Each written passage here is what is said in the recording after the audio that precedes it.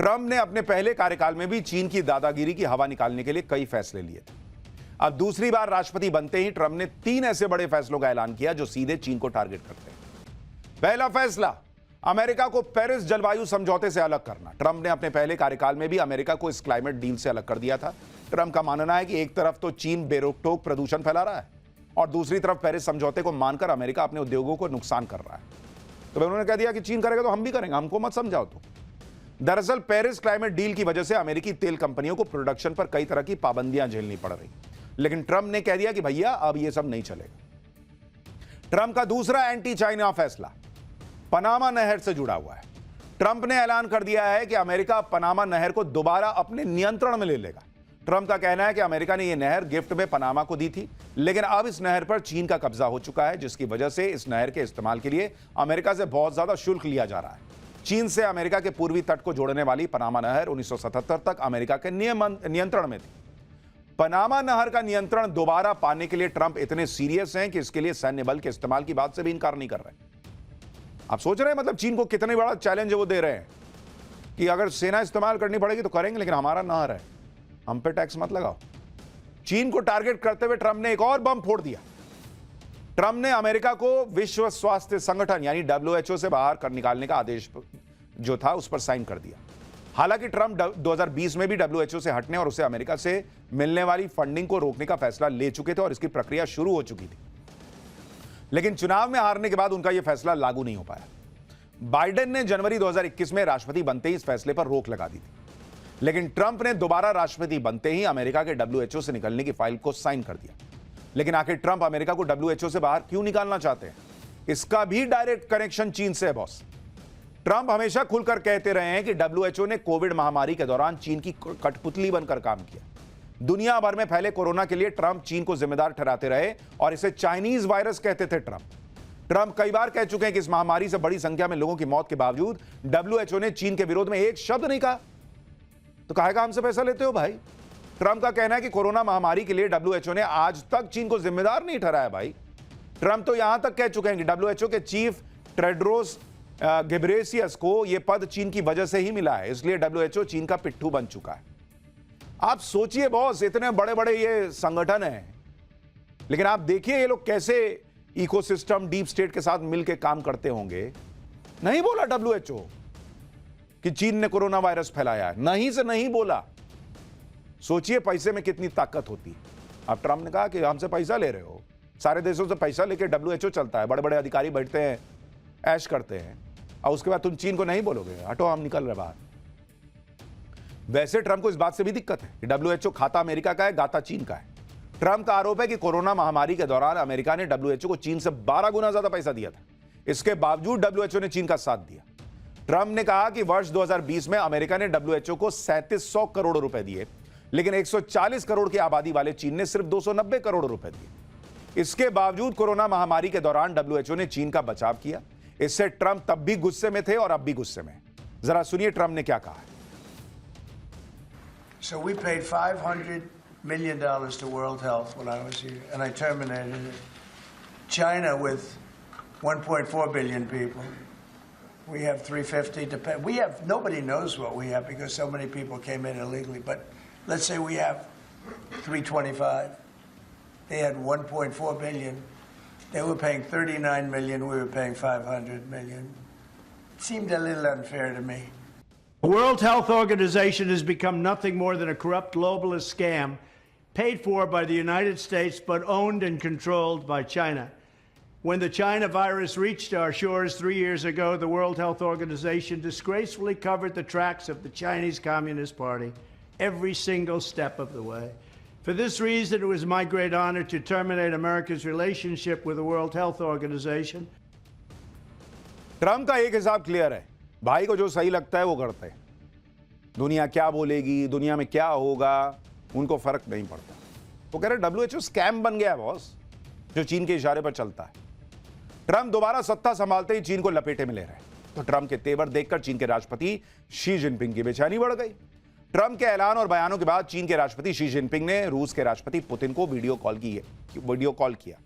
Video call पर दोनों के बीच 35 मिनट बातचीत हुई है। दोनों के बीच हुई बातचीत के केंद्र में ट्रंप ही थे। मुद्दा यह था कि अब ट्रंप के अमेरिकी राष्ट्रपति बनने के बाद अमेरिका से कैसे डील करना है और एशिया में अपनी पकड़ को कैसे मजबूत करना है। इसके लिए पुतिन और जिनपिंग ने रणनीतिक साझेदारी को मजबूत करने पर भी बात की। डोनाल्ड ट्रंप ने सत्ता संभालते ही जो बड़े फैसले किए हैं उसमें से एक फैसला तो ऐसा है जिसका असर पूरी दुनिया पर होने वाला है। दरअसल ट्रंप ने शपथ लेने के साथ ही ड्रिल बेबी ड्रिल का एक अभियान छेड़ दिया। सुनने में तो ये नारा बहुत हल्का लग रहा है कि ड्रिल बेबी ड्रिल, ये क्या है, लेकिन इसके मायने बहुत वजनी है। आसान शब्दों में ड्रिल बेबी ड्रिल का मतलब है कि ज्यादा से ज्यादा ड्रिलिंग करके अमेरिका के पेट्रोलियम और गैस के भंडार को भर देना। ट्रंप का मानना है कि अमेरिका के पास ऑयल और गैस का भंडार है। डोनाल्ड ट्रंप ने अपने भाषण में कहा कि आपके पैरों के नीचे लिक्विड गोल्ड है और इसी से ट्रंप अमेरिका को फिर से ताकतवर और अमीर देश बनाने की बात कह रहे हैं। ट्रंप ने सत्ता संभालते ही नेशनल एनर्जी इमरजेंसी घोषित कर दी है। ट्रंप के मुताबिक महंगे ऑयल और गैस प्राइस की वजह से ही अमेरिका में महंगाई बढ़ी है। ट्रंप का प्लान है कि न सिर्फ अमेरिका के ऑयल और गैस रिजर्व को भर देंगे बल्कि इसे पूरी दुनिया को एक्सपोर्ट भी करेंगे। ट्रंप पहले ही क्लाइमेट चेंज के खतरे को खारिज कर चुके हैं। बाइडेन प्रशासन के दौरान क्लीन ग्रीन एनर्जी पर जो ज्यादा खर्च हो रहा था, ट्रंप उसे कम करने वाले हैं। ट्रंप फॉसिल फ्यूल के प्रोडक्शन पर लगी पाबंदियों को भी हटाने वाले हैं और डोमेस्टिक ऑयल ड्रिलिंग को बढ़ाने वाले हैं। अब आप सोच रहे होंगे कि अगर ट्रंप अपने यहां तेल और गैस के भंडार को बढ़ाना चाहते हैं तो उससे टेंशन क्या है, दिक्कत क्या है, इससे दुनिया और भारत पर क्या असर पड़ेगा? आप पेट्रोल भराने जाएंगे तो आपको दिक्कत होगी या फायदा होगा? सब बताता हूं। अब यह समझिए कि ट्रंप के ऐलान से भारत को कैसे फायदा होगा। दरअसल अमेरिका अगर ज्यादा तेल का प्रोडक्शन करेगा तो वही चाहेगा कि ज्यादा से ज्यादा देश इसे खरीदे। भाई सारा तेल खुद तो कंज्यूम करेगा नहीं तो बेचेगा। अगर अमेरिका अपना प्रोडक्शन बढ़ाएगा, ज्यादा पेट्रोल निकालेगा, गैस निकालेगा, तो इससे मार्केट में ज्यादा सप्लाई होगी। ज्यादा सप्लाई होगी तो दाम को लेकर कंपटीशन बढ़ेगा और दाम पेट्रोल के कम होंगे। इससे उन देशों को काफी फायदा होगा जो बड़े पैमाने पर तेल खरीदते हैं, जिसमें भारत दुनिया में तीसरे नंबर पर आता है। और भारत का फंडा क्लियर है कि जो देश उसे सस्ता तेल देगा उससे खरीद लेंगे। भारत उन चुनिंदा देशों में से है जिनकी सबसे बनती है। खाड़ी के देश भी भारत के साथ हैं, रूस भी भारत के साथ है, अमेरिका भी भारत को बड़ा मार्केट मानता है।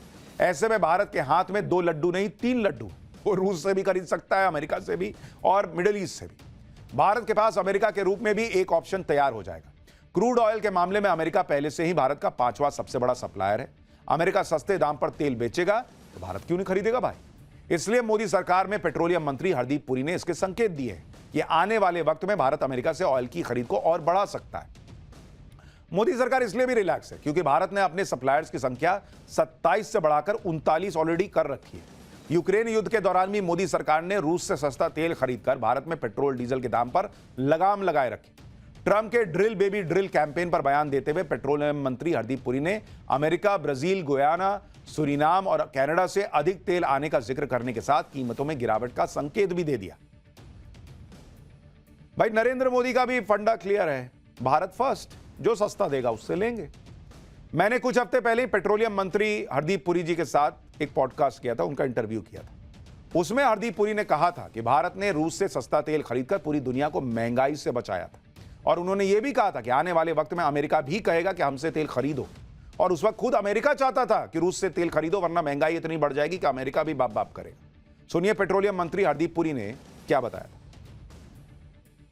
सर एक चीज बड़ी इंटरेस्टिंग और बताइए, ये जो आप लोगों ने रशिया से तेल लिया, ये कैसे किया? क्योंकि इतना विदेशियों ने ज्ञान दिया कि अरे ये क्या कर रहा है। पहले मैं आपको बता दूं कि मेरे जो नेता हैं उनके तो प्रेशर वाली कोई वायरिंग है नहीं, और क्योंकि हम उनके लिए काम करते हैं हम भी कॉन्फिडेंट रहते हैं हमारी वायरिंग। मैं आपको कहता हूं पूरे विश्वास से, एक सॉलिटरी इंस्टेंस के अलावा मुझे कभी किसी ने प्रेशर में डालने की कोशिश नहीं की। और जो अमेरिका के चीफ नेगोशिएटर थे इन चीज़ों के, मैं उनका नाम नहीं लूँगा पर आप समझ जाओगे, उन्होंने मेरे को बड़े स्पष्ट तरीके से बोला कि देखो ऐसा है, हमें आपका रशिया से ज़्यादा क्रूड खरीदने में हमें कोई प्रॉब्लम नहीं है, हम सिर्फ यही कहेंगे उसको सस्ता खरीदो।